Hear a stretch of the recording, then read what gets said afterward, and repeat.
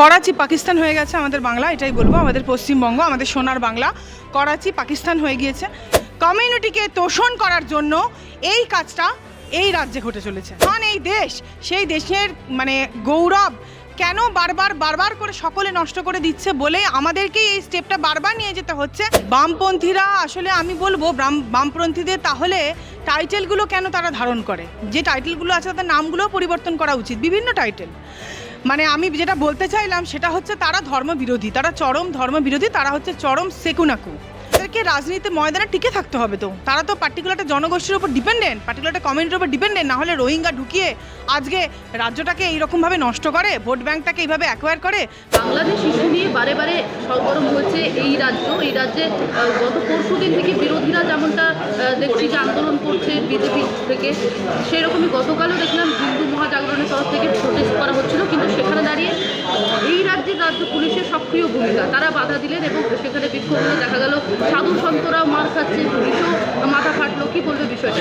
করাচি পাকিস্তান হয়ে গেছে আমাদের বাংলা, এটাই বলবো। আমাদের পশ্চিমবঙ্গ, আমাদের সোনার বাংলা করাচি পাকিস্তান হয়ে গিয়েছে।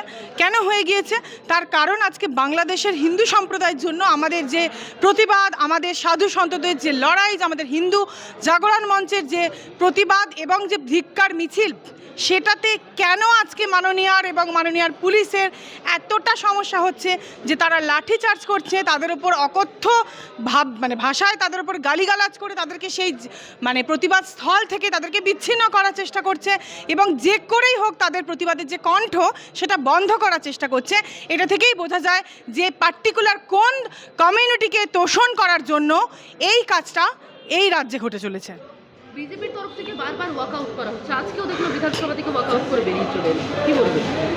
করবেই তো, বারবার কেন করবে না? দেখুন, আজকে কি মনে হয়, আজকে একমাত্র বিজেপি পার্টি যেটা আমাদের হিন্দু রক্ষার জন্য সবসময় লড়ছে এবং তারা সবসময় সেই প্রতিবাদ মিছিলে সামিল হতে চাইছে, সেটা ছাড়া, এই দলটা ছাড়া কেন কোনো স্বতন্ত্র দল নেই? কারণ হিন্দু জনগোষ্ঠী, যেটা আমাদের ভারতবর্ষ নামেই যেটা হিন্দু রাষ্ট্র, যেটা আমাদের কান্ট্রি, মহান এই দেশ, সেই দেশের গৌরব কেন বারবার করে সকলে নষ্ট করে দিচ্ছে বলে আমাদেরকেই এই স্টেপটা বারবার নিয়ে যেতে হচ্ছে। তার কারণ কেন সবাই এগিয়ে আসবে না? কেন মুষ্টিমেয় কয়েকজনই থাকবে?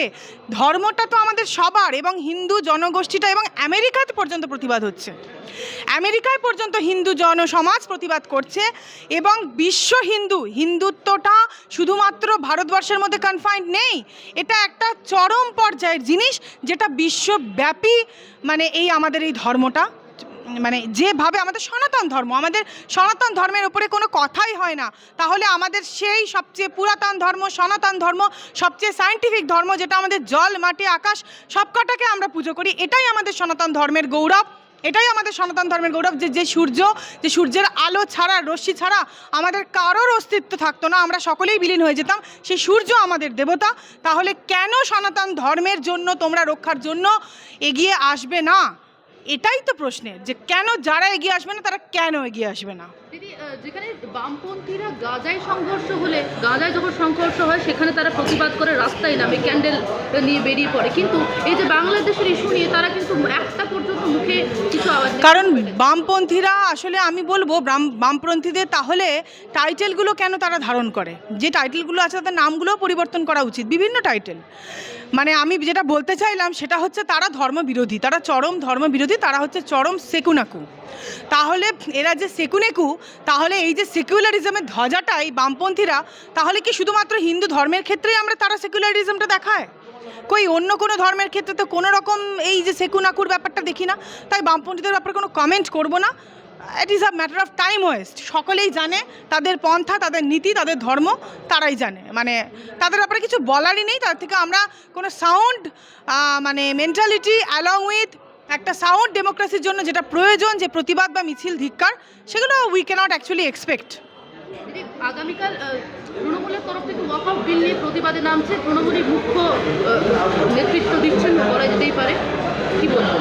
কেন ওয়াকফ বিলটা তো বারবারই বলবো, এটা তো করে লাভ কি? যে মুসলমানরা এখানে এ রাজ্যে অসুরক্ষিত সেটা সবাই জানে, তবু তো দেখাতে হবে, রাজনীতি তো করতে হবে, ভোট ব্যাংক তো বহাল রাখতে হবে। তার জন্য এই ওয়াকফের জন্য এই যে এত প্রতিবাদের নাটক ছাড়া কি বলবো, এগুলো নাটক ছাড়া কি? ওয়াকফটা কি? কেন ওয়াকফটা যেখানে সেন্ট্রাল গভর্নমেন্টের কাজ, এটা পুরোটাই এখানে সরকার ঠিক করবে। হঠাৎ করে আজকে তোমার বাড়ি নিয়ে এসে যদি বলে এটা ওয়াকফ প্রপার্টি, আমরা আমাদের ধর্মের যারা দিনহীন তাদের জন্য আমরা মেনটেন করব, বলবে তারা, অনেকেই বলবে, যার যেটা বলার সেটা বলবে, সেটাতে তো কারোর কিছু আলটিমেটলি করার নেই। আর এগুলো পুরোপুরি আইন বিরোধী, সংবিধান বিরোধী। সংবিধান অনুযায়ী ওয়াকফের যে নিয়ম, যে রুল, যে আইন, সে অনুযায়ী সেন্ট্রাল গভর্নমেন্টের সাবজেক্ট এটা। এখানে তৃণমূলের কে কি মানে প্রতিবাদ করলো কি করলো না তাতে আসলে কিছু এসে যায় না, তবু তাদেরকে তো করতে হবে, রাজনীতি তো করতে হবে। বিরোধীরা বলছে, বিজেপি মেনলি বলছে যে যেখানে সিএ নিয়ে যেমনটা মানুষের মধ্যে ভুল বোঝানোর চেষ্টা করেছিল তৃণমূলের তরফ থেকে, ঠিক সেরকমভাবে ওয়াকফ নিয়ে মানুষের মধ্যে ভুল বোঝানোর চেষ্টা করছে তৃণমূল। কতটা কি মনে করেন বিষয়টা? অবশ্যই ওয়াকফ নিয়ে মানুষের মধ্যে ভুল বোঝানোর চেষ্টা করছে তৃণমূল, একদম 100-এর ওপরে ঠিক। তার কারণ এটা তো স্টেট সাবজেক্টই নয়, এটা তো সেন্ট্রাল সাবজেক্ট, এটা তো কেন্দ্র ঠিক করবে, এটা রাজ্যের সরকার ঠিক করবে। রাজ্যের সরকার কি ঠিক করবে সেটা রাজ্যের সরকারই বুঝবে। এখানে কোনো দিনই ভুল বোঝাচ্ছে শুধু ওয়াকফ নিয়ে কেন, অনেক কিছু নিয়ে আগে ভুল বুঝিয়েছে, আজকে ওয়াকফ নিয়ে ভুল বোঝাবে, খুব ভালো করেই লড়বে। কারণ তাদেরকে রাজনীতিতে ময়দানে টিকে থাকতে হবে, তো তারা তো পার্টিকুলারটা জনগোষ্ঠীর উপর ডিপেন্ডেন্ট, পার্টিকুলারটা কমিউনিটির উপর ডিপেন্ডেন্ট। না হলে রোহিঙ্গা ঢুকিয়ে আজকে রাজ্যটাকে এইরকমভাবে নষ্ট করে, ভোট ব্যাঙ্কটাকে এইভাবে অ্যাকোয়ার করে, কোন ডেমোক্রেসির নাম না রেখে, কোনো rule of democracy, proper procedure.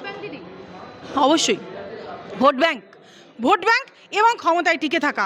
উপনির্বাচনেও মারামারি, উপনির্বাচনেও যেভাবে কাটাকাটি, নিজেদের মধ্যেই গোষ্ঠীদ্বন্দ্ব, এরা নিজেদের মধ্যে ক্ষমতা, মানে লোভের জন্য, ক্ষমতায় থাকার জন্য, ক্ষমতায়নটা এদের মাথায় যে পরিমাণে ঢুকে গিয়েছে, সেই কারণে এরা ডেফিনেটলি নিজেদের মধ্যেই মারামারি কাটাকাটি করছে। অবশ্যই ক্ষমতার জন্য এবং ভোট ব্যাংকের জন্যই এদের এই ওয়াকফের প্রতিবাদ। বাংলা হান্টের আরও খবর দেখতে নজর রাখুন। বাংলা খবর মানেই বাংলা হান্ট।